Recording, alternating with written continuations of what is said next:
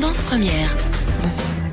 Stéphanie Grosjean est avec nous pour notre séquence transition et on va donc faire une découverte alimentaire. Oui, on va rester à Bruxelles aujourd'hui. On va parler d'une ferme qui, au jour d'aujourd'hui, est encore un peu insolite, mais qui, à mon avis, dans quelques années, sera peut-être complètement banale. C'est Little Food, une ferme urbaine d'élevage de grillons. Raison pour laquelle ça va croquer sous la dent. C'est ça. C'est vrai que ça fait quelques années qu'on en parle maintenant de cette révolution alimentaire qui passerait par l'élevage et la consommation d'insectes, surtout depuis que la FAO en 2013 a autorisé l'élevage et la consommation. Vous avez peut-être déjà pu en goûter, un peu du bout des lèvres avec curiosité ou un peu de dégoût, je ne sais pas. C'est vrai aussi que dans la tête de beaucoup, je crois que ça reste encore un aliment un peu gadget, mais certains travaillent d'arrache-pied à ce que cette production puisse se développer et cette révolution puisse se faire. Alors, les deux arguments choquent, mais ce sont l'impact environnemental qui est amoindri, évidemment, et puis une grande valeur au niveau des protéines. On va pouvoir en parler avec Maïté Mercier, qui est cofondatrice de Little Food et qui est avec nous en studio. Mais il y a un troisième argument, plus santé, qui émerge aussi, surtout depuis cet été, qui a vu la publication d'une étude universitaire américaine dans la revue Scientific Reports qui a en fait prouvé que non seulement la consommation, elle était bien sans danger, mais qu'elle favorisait aussi la croissance de bactéries intestinales bénéfiques, ce qu'on appelle ces fameux probiotiques, et qui permet aussi de réduire les inflammations de l'organisme. Donc voilà, j'ai trouvé que cette ferme urbaine, elle était intéressante, c'est une belle illustration de cette évolution et qui est intéressante aussi, on va le voir, sous différentes facettes. Déjà par la proposition crédible qu'elle fait par rapport à l'élevage intensif. Et puis c'est une belle illustration d'économie circulaire aussi, puisque les grillons sont nourris avec des restes de graines de lin et de tournesol, si j'ai bien retenu, qui sont utilisés pour la production d'huile. C'est une belle illustration aussi d'une réponse sociétale à l'exode urbain, puisque venir s'installer en plein centre-ville pour pouvoir proposer une alimentation locale, proche, transparente, ça répond aux enjeux de la société. Et puis c'est une occasion aussi de parler du centre d'affaires Greenbees, que je ne connaissais pas, et qui se trouve à Laken et qui héberge cette ferme urbaine et qui accompagne, je pense, toute une série d'entreprises qui sont engagées vers plus de durabilité. Voilà. Donc Greenbees, une pouponnière et pépinière qui foisonne d'idées à Bruxelles. On parle donc bien d'une ferme. Maïté Mercier, bonjour. Bonjour. Ferme, donc. Tout à fait, c'est une ferme puisque ça ressemble à quoi? Alors, c'est pas une ferme vraiment comme on l'entend. On va pas avoir une grande étable. Nous, on est plutôt sur un élevage vertical.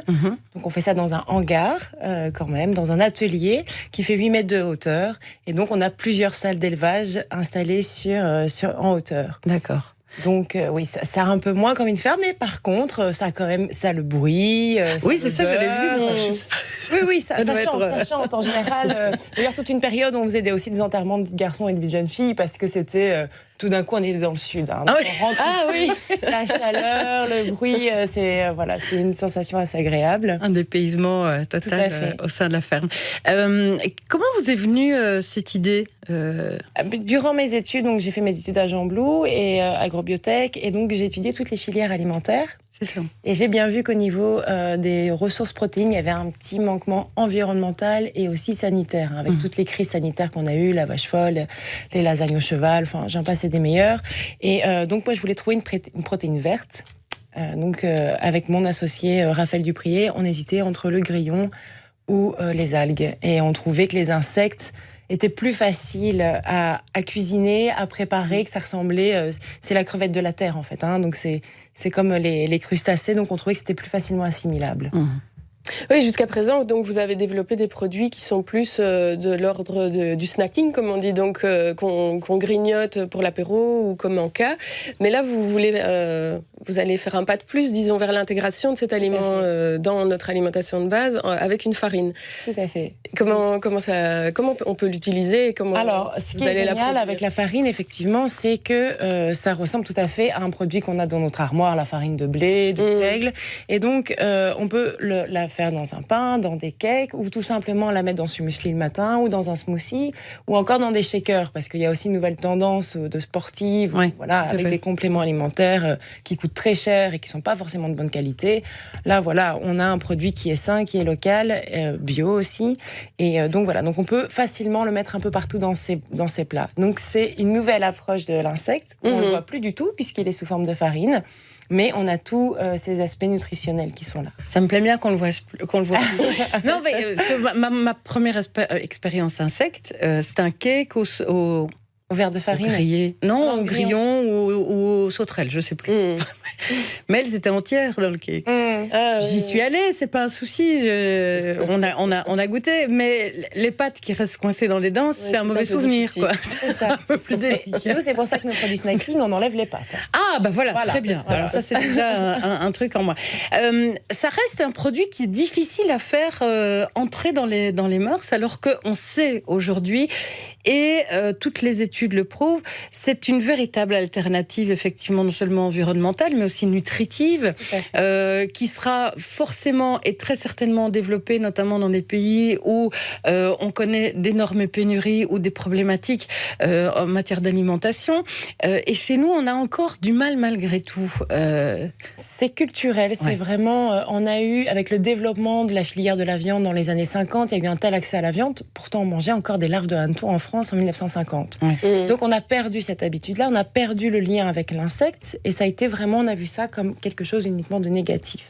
Maintenant, nous on fait énormément de sensibilisation, et on fait d'ailleurs des visites des écoles viennent chez nous, pour se réapproprier l'insecte et les bienfaits. On rappelle aussi qu'on a déjà une relation positive, comme avec le miel, par exemple, qu'on consomme tous les jours, qui est un produit d'insecte. La cochenille, le rouge qu'on a, le rouge à lèvres sur la viande, les bonbons, c'est aussi de l'insecte. Donc ça, on l'a oublié parce qu'on a mis un nom dessus. Mais voilà, mais c'est vrai que culturellement, il faut encore expliquer aux gens, il faut sensibiliser pour que ça vienne. Mais moi, en tout cas, de mon expérience personnelle, le projet a commencé en 2013. Quand les gens voyaient des insectes, on faisait énormément de dégustations, et ils étaient vraiment réfractaires. Ils avaient peur, il y avait des cris, vraiment, ça mettait de l'ambiance. Les gens aimaient bien qu'on soit là. Maintenant, encore, j'étais au Salon Valériane il y a une semaine. Les gens arrivent à nous voir, on dit « Ah, je vous cherchais. Ah, vous êtes là. » Ah oui. Et maintenant, donc il y a un changement. Ah oui, il y a quand même déjà une évolution ici. Le consommateur cherche à goûter. Voilà, et curieux, donc est curieux de savoir ce que c'est, donc cherche à goûter l'insecte. Maintenant, petit à petit, d'où la farine, on va faire entrer ça dans la consommation quotidienne. Mais voilà, il faut aller step by step, je pense. La farine, moi j'adhère totalement. Même qualité aussi culinaire qu'une farine traditionnelle ou que d'autres types de farine qu'on a sur le marché aujourd'hui. Ça ne contient pas de gluten. C'est ça. Donc si vous voulez faire du pain, il faut faire moite-moite. D'accord. Ouais. Oui, mais c'est ma question aussi, c'est au niveau de la quantité.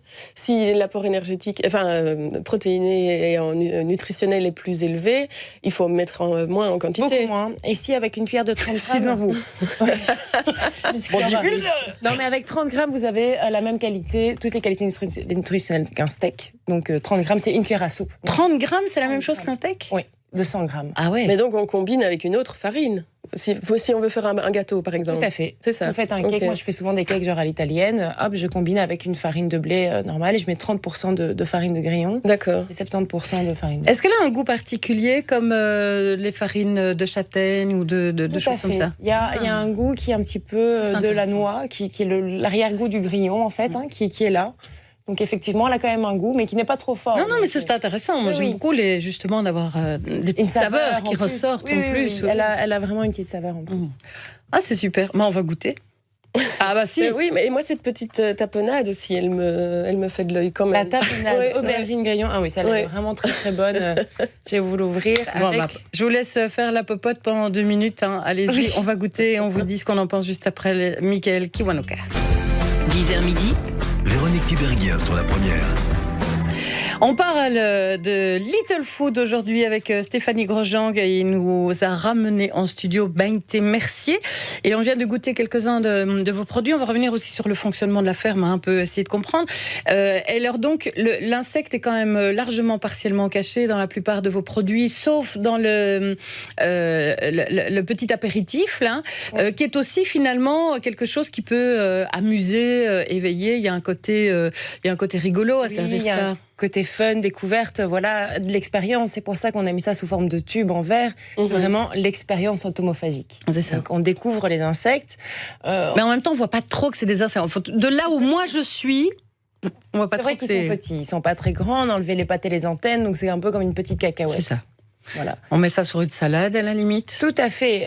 Ça se déguste comme ça en snacking dans un pot, mais ça peut très bien se mettre dans notre alimentation quotidienne. On met ça dans une salade à la manière des graines de tournesol, etc. On met ça dans sa salade et on a un apport comme ça en protéines, en vitamines supplémentaires. Tiens, vous le dites pas. À la base, vous le dites pas. Oui. Vous servez votre salade, vous mélangez bien, vous mêlez tout ça, vous servez, vous animez un peu la conversation, histoire qu'on soit pas le nez dans son plat, et puis à un moment donné, vous dites, voilà, hein, c'est comme ça qu'il faut faire. Oui, il y a peut-être moyen de faire comme ça. Mais c'est vrai que c'est important aussi, je pense, de reparler de l'apport nutritionnel, parce qu'on parle des protéines, du fait que... il faut faire attention aussi de ne pas trop en manger, du coup, pour ne pas avoir trop de protéines dans le corps. Mais quels sont les autres apports nutritionnels ? Donc c'est très riche en protéines, vous l'avez dit, 68% de protéines, mais c'est aussi très riche en vitamines, et notamment la vitamine B12. Maintenant, avec nos nouveaux modes de consommation, donc les flexitariens, on mange moins de viande, et donc il y a beaucoup de personnes qui ont une carence en cette vitamine. Alors là, pour la vitamine B12, pour 100 grammes, on est à 1200% des apports journaliers. Oui. Alors, comme tout à l'heure, je disais c'est-à-dire qu'après un cracker, c'est bon. C'est ça. Donc la quantité recommandée, c'est 30 grammes d'insectes. Vous êtes à 300%. Alors, il n'y a pas que les vitamines. Donc, même, là, je vous ai parlé de la vitamine B12, mais la vitamine C, on a 100% aussi des apports journaliers. La vitamine E, 200%. On a plus de 100% en fait pour la plupart des vitamines. Mais aussi en oméga 3 et en oméga 6, on est à 200%. Ah, ça, c'est intéressant. Parce que voilà une nouvelle... Voilà, ça, c'est directement lié aussi à l'alimentation, vu qu'on leur donne des résidus de pressage d'huile de lin. Oui. Donc, en fer, en fer, on est à un petit peu moins, mais c'est quand même pas mal. On est à 45% des apports journaliers. Donc, c'est quand même intéressant. Et le zinc, 200%, le sélénium, 100%. Donc, il y a quand même un super cocktail d'antioxydants aussi. Oui, raison pour laquelle, en fait, vous nommez aussi les grillons comme super aliments, comme on nomme, en fait, ces aliments spécifiques qui sont concentrés en valeur nutritionnelle. Ça, c'est vraiment une dénomination nutritionnelle qui est réglementée. Donc, superfood, super aliment, c'est quand on dépasse certaines normes au niveau nutritionnel. Et donc, nous, on est tout à fait dedans. Donc, c'est vraiment, on a découvert ça il y a peu de temps. Oui, c'est ça. Et c'est vraiment une belle surprise. Que ce soit la farine, les crackers, la tapenade, on ne sait pas qu'il y a des insectes dedans. Je veux dire, on ne le goûte pas, ça ne le sent pas dans la bouche. Par contre, il y a un apport gustatif qui est intéressant parce qu'au niveau du goût, il y a vraiment quelque chose. Il y a un petit fumet qui est absolument délicieux et qui se marie très bien, notamment au niveau de la tapenade. Les crackers aussi, en petit snacking comme ça, il faudra se retenir. C'est comme les chips, à mon avis. Mais non, mais ça, c'est bien. C'est ça qui est intéressant, c'est que contrairement aux chips, même si vous en mangez un peu plus, c'est pas grave. Ah bah c'est bien. Voilà. Allez, je vais prendre le paquet pour moi. C'est l'argument. Dernière chose pour finir, on parle beaucoup de l'avantage environnemental aussi au niveau de votre ferme justement. Comment on a parlé de l'économie circulaire puisque vous vous servez de déchets pour la nourriture et nourrir ces insectes. Et quelle est y a-t-il d'autres qualités environnementales ? Tout à fait. Donc on va utiliser 300 fois moins d'eau qu'un élevage bovin classique. Le grillon aussi est un meilleur transformateur, donc on utilise 25 fois moins de nourriture. Donc pour 2 kilos d'aliments donnés, on va avoir 1 kilo de grillon. Tandis que pour le bœuf, pour avoir 1 kilo de bœuf, il faut 10 kilos d'aliments. Donc c'est beaucoup plus intéressant. Nous, évidemment, il faut de l'énergie pour produire ceci, mais on a fait des choix écologiques. Donc on a utilisé des échangeurs de chaleur, des panneaux solaires. On fait vraiment attention à ce qu'il y ait vraiment l'impact le plus faible possible. Et en mètres carrés, vous occupez à peu près Donc là, pour l'instant, sur 100 mètres carrés, on produit 650 kilos par mois. Ah ouais, quand même. Oui. Pas mal. Oui, c'est quand même une bonne... Donc on fait le rapport. Bon, on nourrit pas encore la Belgique avec, mais l'ambition est là. On vous trouve où en attendant? Alors, vous pouvez trouver nos produits dans tous les magasins bio.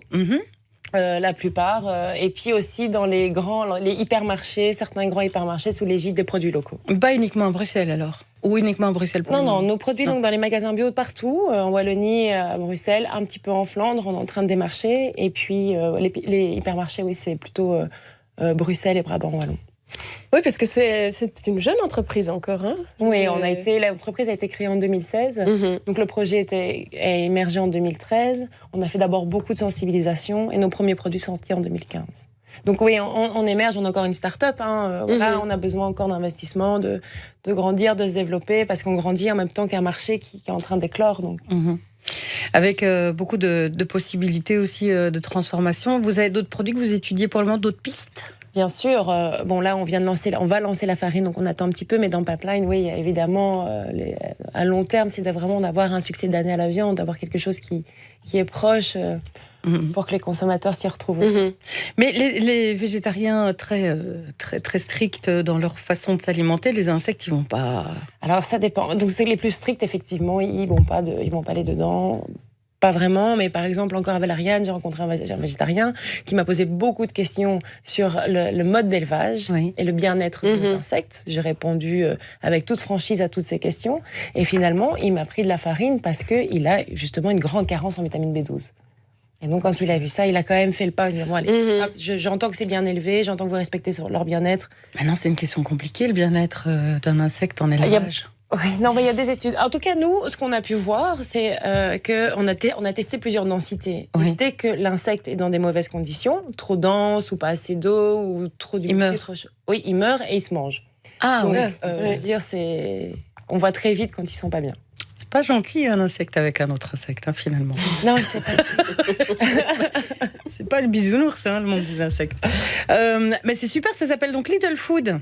Et on vous retrouve donc partout. Et si on veut en savoir un petit peu plus, vous n'hésitez pas à aller voir sur le site de Maïté Mercier, littlefood.org, Little Food en un seul mot, et aller découvrir ces produits. Nous, on va se garder un paquet de crackers ici. Et enfin, on va évidemment le terminer avec beaucoup de plaisir. Merci beaucoup d'être venu nous parler de ce projet dans cette émission. Merci Stéphanie. Avec grand plaisir, Véronique. Prochaine fois, on passe à la pâtisserie, d'accord? Et non, la farine. Voilà. Merci beaucoup et on se retrouve dans un instant. Il y aura les infos à 11h et puis bien sûr notre dossier.